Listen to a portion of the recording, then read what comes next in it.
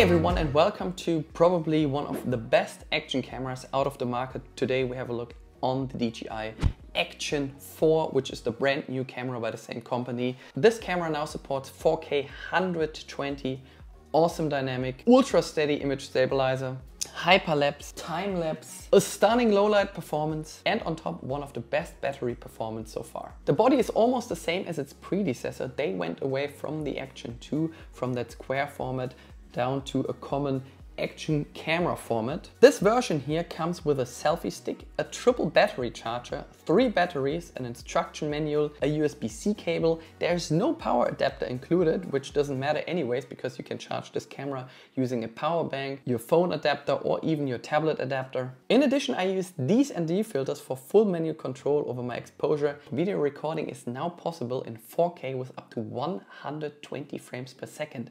And if you compare the 4K footage with the Action 3, you will notice that it got much sharper from edge to edge. Let's speak about the dynamic very quick. As you might have seen on other action cameras, if you point the camera towards sun and shadows at the same time, the shadows, they look pretty dark and you don't see any details anymore. However, on this camera, I pointed towards the sky, it wasn't overexposed, and I still got some shadows there and you could see all the details, which is like, oh wow, that looks like my full frame camera just behind me for like $2,500. What I like so much about the Action 4 is that you have all the frame rates at once. So if you swipe from the bottom to the top, you can change between 24, 25, 30, 50 or up to 100 frames by just using your finger without going too deep into the menu to switch between 50 and 60 Hertz. I went out in low light and I was recording using the Action 4 and I was like, oh wow, what is that for low light performance? It looks almost the same as my full frame camera.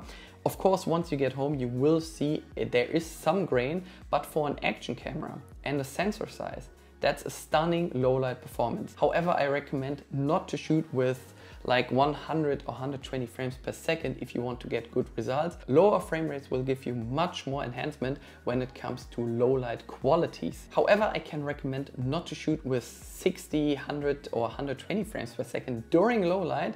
I would rather go for either 24, 25 or 30 frames per second to get the best result out of this camera. But as you can see, the low light performance is just stunning. Thanks to the inbuilt image stabilizer, which is called Rocksteady on the DJI Action 4, you'll get ultra stable video footage. If you fly any turns using your plane or you go down the hill using your snowboard, there's a feature called horizon balancing. That means the horizon will always stay stable no matter if you're in a turn or not. That leads us to the next topic, time-lapse. It has become so easy to record stunning time-lapse footage using this camera. The only thing you need to do is select your resolution. You can choose between Full HD, 2.7 or 4K. You can set your interval and choose a duration or leave it in infinity. And the camera does the rest for you. The only thing you need to do is push the trigger button and you have full control over that using your phone. You can go into the Pro mode by tapping on the sliders here on the right side. You can select your white balance, manual exposure and the field of view. That leads us to the next topic, which is called hyperlapse, and hyperlapse videos on this camera, they are just amazing. A hyperlapse is basically a stabilized video which is played back just faster. The difference between a hyperlapse and a time-lapse is that on a time-lapse video you will select an interval and therefore the camera skips some frames in between. While on a hyperlapse the camera takes a video and you will select if you want to play back that video with 2x speed, 5x, 15x or for instance 30x. So if you walk through the park, I would go for 2x or 5x. If you drive from Los Angeles to New York, you don't want to watch a video which is like 4 days long. Just select hyperlapse 30x and it goes much quicker. As I said at the beginning of this review, I was quite impressed about the dynamic capabilities of this camera. We're now in photo mode and as you can see, we can go really close to all our subjects and they're still sharp. If you're a pro user and you want to do some color grading, for instance in post, you can go into the Pro mode and you can take all your footage in RAW and JPEG. And if you don't want to do anything with post editing, you can just take your photos in JPEG. You have full control over the format, so you can choose between 16:9 or 4:3, and you have full control over the exposure. I'm standing here in the middle of Frankfurt, a lot of construction going on this way, lots of cars, people around me talking, there's some dogs, and that is the internal microphone.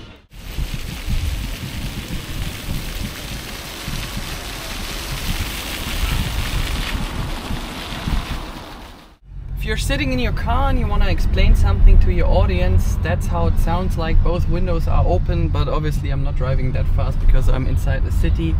But I just want to give you a brief example of the internal microphone while sitting in the car. Maybe it helps you out if you do a lot of things in your car. Maybe you're a driving instructor and you want to explain something to your audience using the internal microphone, and that's how it sounds like.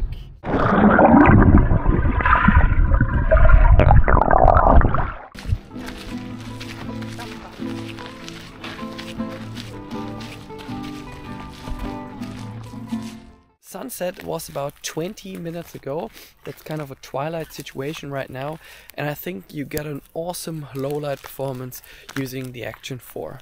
Here recording myself in 4K 25. So shall you get the DJI Action 4 or not? I would say it's one of the best action cameras on the market at the moment.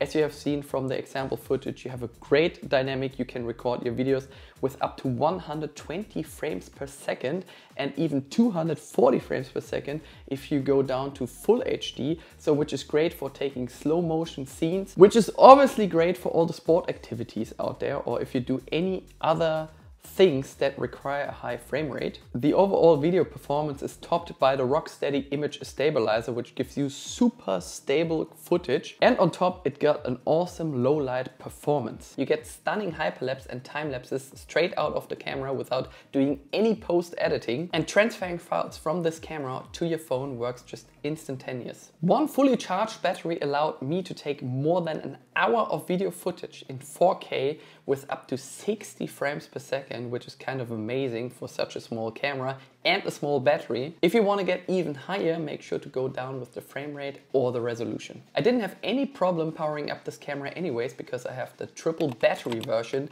which is available using the link provided in the video description below, as well as my tutorial about this camera for beginners, which I will soon release here on my channel. So if you do have any further questions, make sure you leave a comment below, make sure to subscribe, and if you would like to actively support my channel, you'll find this camera using the link provided in the video description below. Thanks for watching, and see you very soon. Tschüss.